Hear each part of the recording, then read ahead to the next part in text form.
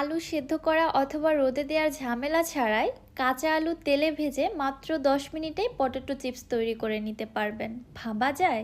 আসসালামু আলাইকুম everyone, welcome back to my channel. আজকে আমি তৈরি করব ক্রিস্পি পটেটো চিপস, তাও আবার মাত্র 10 মিনিটে।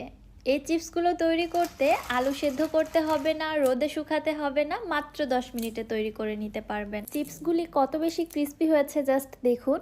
হুটহাট চিপস খেতে ইচ্ছে করলে আর তো বাজারে যাওয়ার কোনো প্রয়োজনই নেই, ঘরেই খুব সহজে তৈরি করে নিতে পারবেন। চলুন তাহলে রেসিপি দেখে আসি। আমি এখানে মোটামুটি বড় সাইজের কয়েকটি আলু নিয়েছি। চিপস তৈরি করার জন্য আজকে আমি ডায়মন্ড আলুটা ব্যবহার করছি।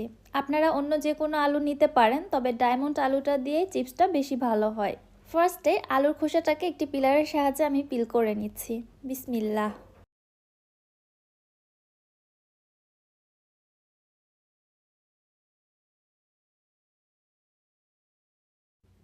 সবগুলি আলুর খোসাটাকে পিল করা হয়ে গিয়েছে। এবার আমি আলুগুলোকে স্লাইস করে কেটে নিব। আমি ছুরির সাহায্যে স্লাইসগুলো করে নিচ্ছি, আপনারা আপনাদের সুবিধা মতো কেটে নেবেন। আলুর চিপস কাটার জন্য বা পাতলা পাতলা স্লাইস করার জন্য যে গ্রেটারগুলো পাওয়া যায় ওগুলো দিয়েও কেটে নিতে পারেন। আবার যারা বটিতে কমফর্ট ফিল করেন তারা বটি দিয়েও কেটে নিতে পারেন।